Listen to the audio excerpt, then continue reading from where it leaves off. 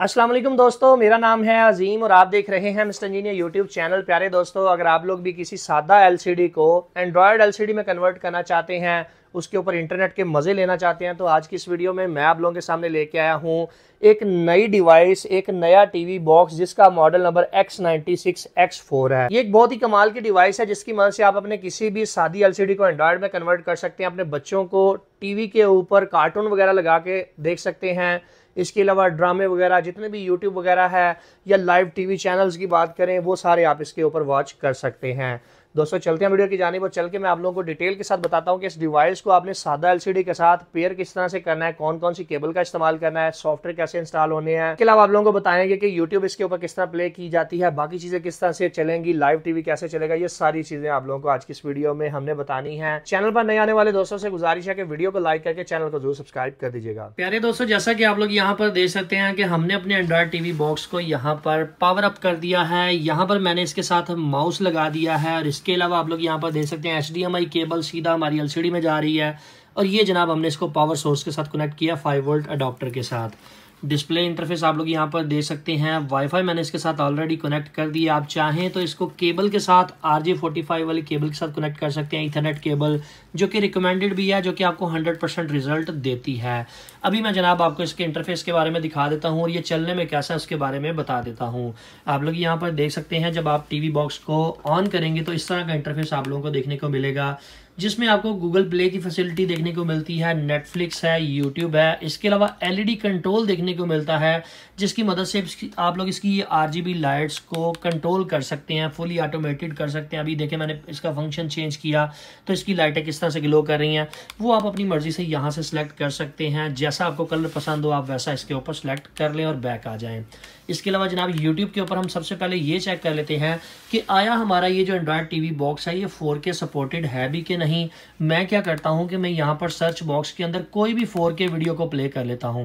Search box में मैं आ गया। सर्च बॉक्स में आने के बाद मैंने 4K सर्च किया।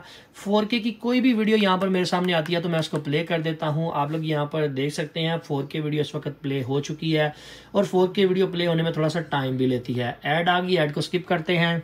अभी जनाब हम आप लोगों को इसकी रेजोल्यूशन चेक करवा देते हैं। मैंने क्या करना है जी, सेटिंग के अंदर आ जाना है। सेटिंग के अंदर आने के बाद मैं आप लोगों को यहाँ पर दिखा देता हूँ कि 1080p रिजल्ट आप लोगों को यहाँ पर देखने को मिल रहा है। मैं इसको चेंज करके 2160 के ऊपर कन्वर्ट कर देता हूँ।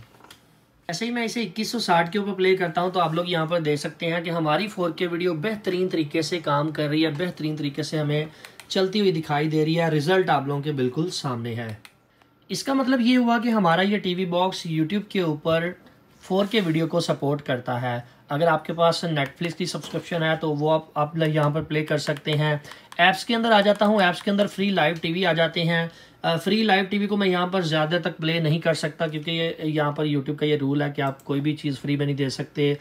इसके अलावा यहाँ पर देख सकते हैं न्यूज़ के चैनल्स आ जाते हैं, सारे स्पोर्ट्स के चैनल आ जाते हैं, मूवीज़ के चैनल्स आ जाते हैं। आप अपनी मर्जी से कोई भी चैनल को सिलेक्ट कर सकते हैं, कोई भी चैनल देख सकते हैं। इसके अलावा आप लोगों को इसके अंदर एयर स्क्रीन की ऑप्शन देखने को मिलती है, मीरा कास्ट की ऑप्शन देखने को मिलती है, APK प्योर के नाम से आपको यहाँ पर एक ऐप देखने को मिलती है, APK इंस्टॉलर है, LED कंट्रोल जिसके बारे में मैं पहले बता चुका हूँ। इसके अलावा मीडिया सेंटर है, डिज्नी प्लस है, फाइल ब्राउज़र है। आप अपनी USB के ज़रिए से कोई भी चीज़ इसके अंदर डालकर देख सकते हैं, यानी कि वीडियो वगैरह आप इसके ऊपर प्ले करना चाहते हैं जो कि आपके पास USB में मौजूद हो, वो आप इसके ऊपर चेक कर सकते हैं। अभी बात कर लेते हैं सेटिंग की। सेटिंग के अंदर जनाब हमारे पास ऐप्स के अंदर अगर हम आ जाएँ तो यहाँ पर सारी ऐप्स आ जाएंगी जो हमने इंस्टॉल की होंगी।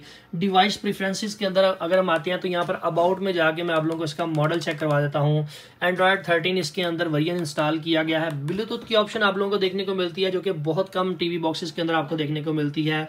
आप लोगों के बिल्कुल सामने जितनी भी ब्लूटूथ होंगी उनको ये स्कैन कर लेगा और आपके सामने ले आएगा।